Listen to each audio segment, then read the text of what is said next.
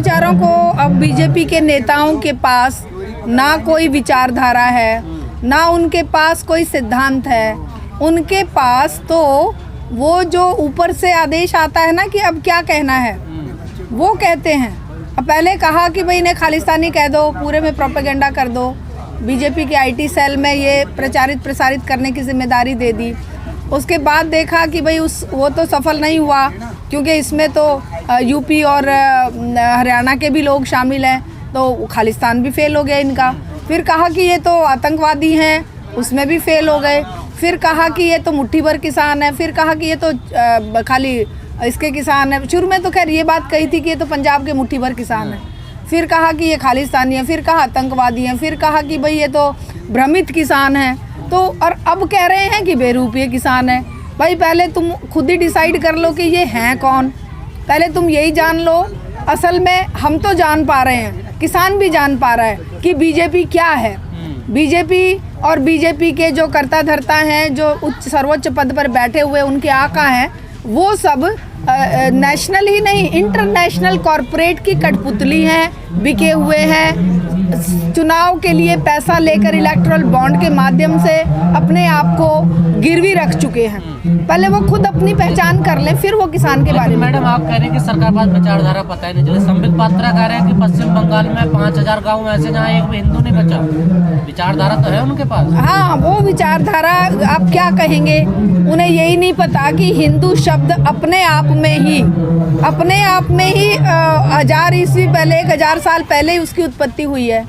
जब इधर से आक्रमणकारी आए थे तो उन्होंने सिंधु नदी को देखा और पूछा कि ये दरिया क्या है, तो उनमें जो फारसी भाषा है उसमें स को ह बोला जाता है, तो उन्होंने कहा कि ये सिंध नदी है, तो उन्होंने उसे हिंद नदी कहना शुरू करा, हिंद दरिया कहना शुरू करा, और वो हिंद के उस पार रहने वाले हिंदू कहलाए।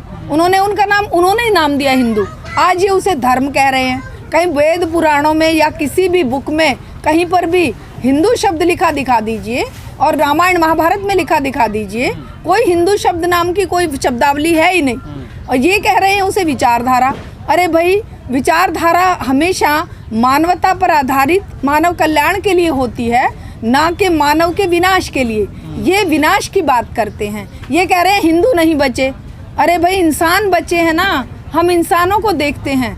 अगर मान लो किसी एक एरिया में, किसी बस्ती में, अगर मान लो वो मुस्लिम वहाँ आकर बसे हैं पार्टीशन के समय से ही, क्योंकि बंटवारा ही इस आधार पर हुआ था कि जहाँ बहुसंख्यक मुसलमान हैं और जहाँ बहुसंख्यक हिंदू हैं, इस तरह से उनको डिवाइड किया गया था।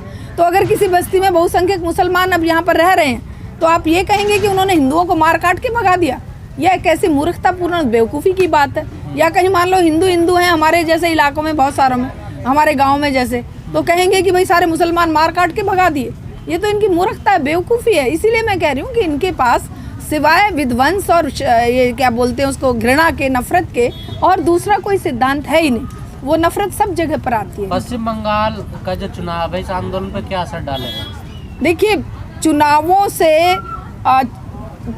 से आंदोलन पर कोई नेगेटिव या पॉजिटिव असर पड़ेगा, ये कम से कम मैं नहीं मानती। क्यों? क्योंकि चुनाव की जो राजनीति है, चुनाव का जो तरीका है, चुनाव किस तरह से खरीदे बेचे जा रहे हैं, किस तरह से कंट्रोल किए जा रहे हैं, किस तरह से बिहार में हुआ, किस तरीके से और सब जगह पर हो रहे हैं, तो उससे क्या उम्मीद करेंगे? अगर ये चुनाव हार भी जाते हैं तो खरीद के, जैसे हरियाणा में सरकार बना ली, कहीं पर भी ये छोड़ते नहीं हैं। तो ये एक्सपर्ट हैं खरीदने बेचने में, क्योंकि वो तो पहले आए थे, मोदी तभी कहा था कि गुजरातियों के तो खून में बिजनेस है। तो ये राजनीति को भी एक ऐसा बिजनेस बना दिए, जिस बिजनेस को आज शर्म आती है। विदेशों में अगर बात करें, अभी मैं स्टेज पे बोल रही थी तो वो मुझे याद आया, कहीं पर मैंने पढ़ा था कि विश्व का गरीबी में अगर देखें तो बहुत नीचे स्तर पर भारत का ये पहुंच गया है, लेकिन विश्व के सबसे खर्चीले चुनाव भारत में हुए हैं। 2019 के संसद के चुनाव 60,000 करोड़ रुपया खर्च हुआ। अब वो रुपया कहाँ का, किसका है? आपका और मेरा है। या इलेक्टोरल बॉन्ड जो इन्होंने देश को बेचने की गारंटी के साथ कॉर्पोरेट से लिए हैं, वो पैसा है। तो उस पैसे को इस तरह से चुनावों में बर्बाद करना इस चुनावी राजनीति का खेल है। और इससे हमारे आंदोलनों पर, देखिए, चुनावी राजनीति का तोड़ है आंदोलन की राजनीति। आज आंदोलन की राजनीति चुनाव की राजनीति पर हावी है। क्योंकि चुनाव की राजनीति के नाम से इन्होंने संसद में कानून पास किया और कहा संसद में कानून पास हो गया, अब वापस नहीं हो सकता। लेकिन इन्हें ये नहीं पता कि जो जनता की संसद है, जनता ने 500 चुनाव वो जो जिताकर भेजे हैं, वो तो क्या पता किस रेशियो से चुनकर भेजे हैं। अगर सही रेशियो निकाले तो 21% वोट उनको मिले होते हैं, अगर 100 पे उसको कन्वर्ट करें तो, क्योंकि 69%। बंगाल चुनाव में आपको ईवीएम पे भी शंका है? देखिए, ईवीएम पर शंका तो है ही है, साथ ही इनके तौर तरीकों पर भी शंका है। बिहार का रिजल्ट आपके सामने है। बिहार में इतना जन समुदाय, इतना मतलब बेरोजगारी का आलम है कि सबसे ज़्यादा बिहार के लड़के लड़कियां, आप मुखर्जी नगर जाकर देख लीजिए, या मान लो कहीं और जहां पर कोचिंग लेते हैं बच्चे, और वो 10-10 सालों से कोचिंग ले रहे हैं, और वो इतने गुस्से में और इतनी परेशानी में हैं। लेकिन उसके बावजूद भी अगर बिहार में ये सरकार बनाने में कामयाब होते हैं, वहाँ का टीचर्स देख लीजिए, वो जो क्या कहते हैं उनको, क्या शिक्षा मित्रों की क्या हालात वहाँ पर करके रखे हैं। हजारों की संख्या में उन्हें डंडे मार मार कर रोज भगाया जाता है। इसी तरह से वहाँ पर महिला अत्याचार देख लीजिए, और तरह जितने भी तरीके के, किसानों की दुर्दशा देख लीजिए कि एपीएमसी मंडियों में वहाँ घास उगाई है, वहाँ पर वहाँ के किसान को समर्थन मूल्य नहीं मिल रहा है, मिनिमम एमएसपी नहीं मिल रहा है। तो ऐसी स्थिति में भी अगर बीजेपी जीत कर जाती है तो उसको आप ये नहीं कह सकते कि ये चुनावों में बीजेपी को किसान कानूनों का समर्थन मिला है, क्योंकि हर कोई जान रहा है कि किसान जो चुनाव जो है वो धोखा है, और उस धोखे को अगर ये बंगाल में भी सफल हो जाते हैं तो उस धोखे को ये नहीं मानना। यही कह रहे हैं ना, बंगाल में अगर बीजेपी सफल हो तो किसान आंदोलन विफल हो जाएगा फिर तो। बिल्कुल नहीं होगा, बिल्कुल नहीं होगा, मैं नहीं मानती। क्यों नहीं होगा? क्योंकि चुनाव की राजनीति और भगत सिंह की राजनीति थी आंदोलन की राजनीति, और आज किसान भगत सिंह के बताए उस आंदोलन के रास्ते पर चल रहा है। एक तरफ है झूठ, फरेब, लूट और धोखे की राजनीति जो कि चुनाव है, दूसरी तरफ है सैक्रिफाइस की राजनीति, कुर्बानी की राजनीति, सच की राजनीति, मानवता के जीवन को बचाने की राजनीति, और इस पूरी पृथ्वी पर पर्यावरण को बचाने की राजनीति। तो वो राजनीति आंदोलन की राजनीति है, और ये झूठ, फरेब। वोट देते रहिए और आंदोलन भी करते रहिए। देखिए, जब आंदोलन इतनी बड़ी संख्या में और इतना मजबूत और उन्नत हो जाएगा, आंदोलन के लिए कई सारी चीजें भी ज्यादा मजबूत होगा कुछ।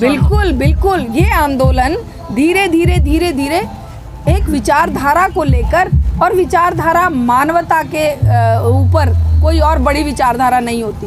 मानवता को जिंदा रखने की, रोटी को जिंदा रखने की और मानव मूल्यों को जिंदा रखने की जो राजनीति है, भूख जो पूरी आज भारत कितने निचले स्तर पर पहुंच गया है भूख के इंडेक्स में विश्व में, और दूसरी तरफ ये कह रहे हैं इतना अनाज पैदा हो रहा है कि हमारे पास रखने की जगह नहीं है। तो ये दोहरा आचरण कैसे है?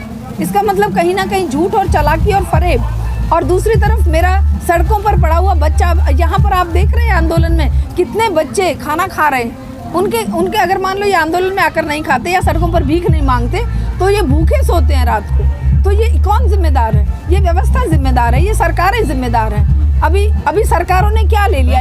से कोई लेना देना देश व्यवस्था का, इसका हर चीज का बिल्कुल लेना देना है, जब तक हमारा आंदोलन उस ऊंचाई पर नहीं पहुंच जाता। अभी आंदोलन में मजबूती की जरूरत है, और मजबूती कब आएगी? जैसे जैसे ये आंदोलन और ज्यादा दिन तक लंबा खिंचेगा। आप देखेंगे ये एक मैडम लंबा तो कितना, लोग तो कम हो रहे हैं ना। देखिए, संख्या को आप मत देखिए, लेकिन ये जो आंदोलन है संख्या में, आज अगर आप गोदी मीडिया वाली कहानी लेकर बैठे कि किसान तो छोड़ गए, किसान खाली हो गए, आप देख रहे हैं आज शादी है, आज ये जो पंडित निकाल देते हैं ना कि भाई शादी का मुहूर्त है, आज मेरे यहाँ पर भी 2-3 शादियों के कार्ड आए हुए हैं। तो वो असर भी इस आंदोलन पर पड़ता है कि लोग अपने और काम निपटाते हैं। दूसरा, परीक्षाएं चल रही हैं बच्चों की, तो माँ बाप को ये भी है कि भाई बड़े बच्चों का साल भर की मेहनत है, परीक्षाओं के लिए बच्चों को तैयारी करवाएंगे या ऑनलाइन परीक्षा हो रही है उनके साथ बैठेंगे। तो तीसरी बात है फसल का टाइम है, और चौथी बात है कि एक जो और बड़ा काम इस आंदोलन के नेताओं ने निर्धारित किया है कि हम ये जन जागरूकता उन 5 स्टेट में लेकर जाएंगे जहाँ पर चुनाव होने वाले हैं। तो वो चुनाव जीतने की बात, वही तो कह रही है, अब तो राजनीति कर रहे हैं किसान। हाँ, वो तो कहेंगे राजनीति के बिना। तो देखिए, खुद अपने महात्मा गांधी ने कहा है कि राजनीति के बिना आप इस पर्यावरण में सांस भी नहीं ले सकते। आप कहेंगे कैसे? पर्यावरण प्रदूषित है, किसके कारण है? राजनीति के कारण है। आप कहें कि भाई मुझे राजनीति से कोई लेना देना नहीं है। महात्मा गांधी ने कहा है राजनीति एक अजगर की तरह हमें लपेटे हुए। दो ही रास्ते हैं, या तो हम हाथ पैर ढीले छोड़ के पड़ जाएं कि हमें राजनीति से कोई लेना देना नहीं और हमारी मौत निश्चित है।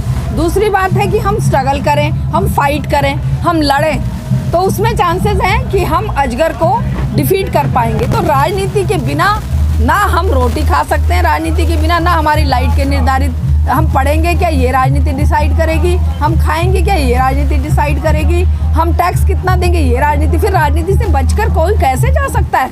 राजनीति में मत पड़िए, राजनीति मत करिए। ये वही गुमराह करने वाले दुष्ट लोग हैं जो राजनीति को लफंगे, बदमाश और लुच्चे लोगों के लिए रखना चाहते हैं, जिसमें कोई महिला शामिल ना हो, जिसमें कोई अच्छा पढ़ा लिखा युवक शामिल ना हो। किसान ही कहते हैं कि यार राजनीतिक आंदोलन हमारा, राजनीति से कोई लेना देना। देखिए, राजनीति से कोई लेना देना नहीं है।